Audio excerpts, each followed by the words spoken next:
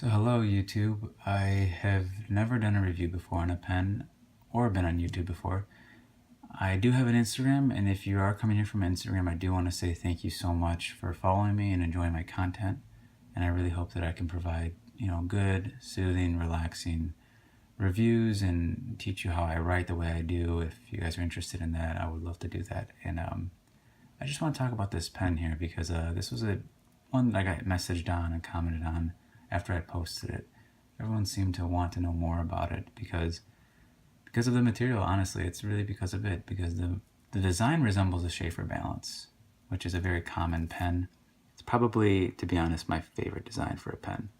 It's just the most balanced, and the way it posts, the way it feels when you towards the grip and the barrel, it's just one of my favorite pens to write with, favorite style to write with, I should say.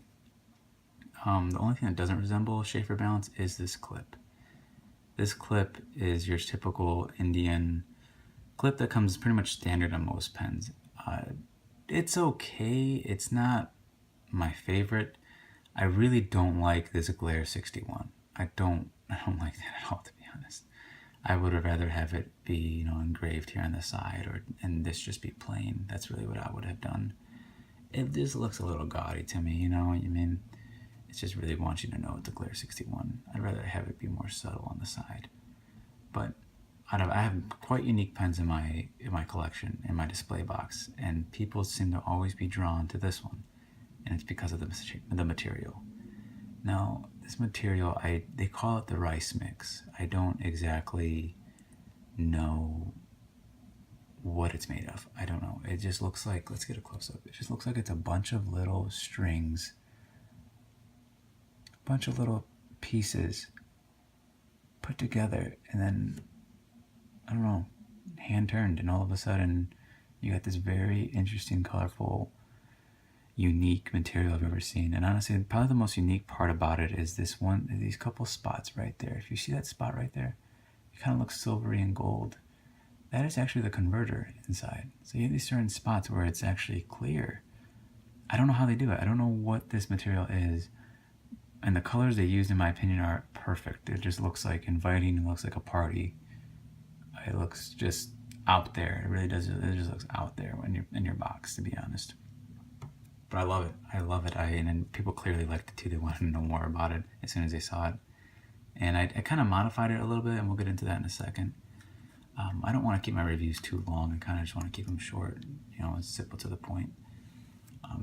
The nib I put on here is a 14 karat vintage style nib. It comes from a Wherever pacemaker, and you can find those online for, I would say, about 15 bucks. About 15 bucks online, you can get a nice 14 karat gold nib. So a close up on it.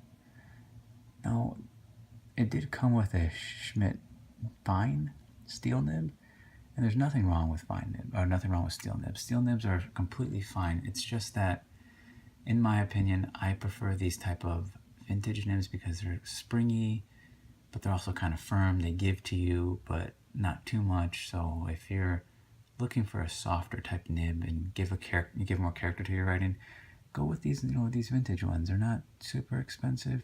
The only problems is that sometimes the tipping material can be kind of dull, but this one came out to be fine. You'll be able to find them, for 20 bucks, a good one for $20. It's a converter filled pen. It has all these threads because it's meant to be used as an eyedropper, or I should say it could be used as one. But I don't really like eyedroppers. They're just kind of messy. They burp on you if your hand's hot.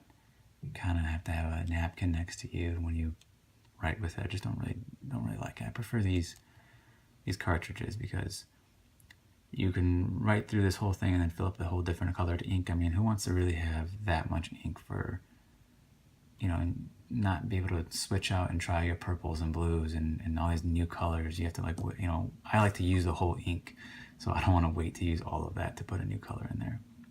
And what I like about these specifically, if I ever need more ink inside this feed here, I'm able to just push it in there, and all of a sudden I have a wet writing nib again.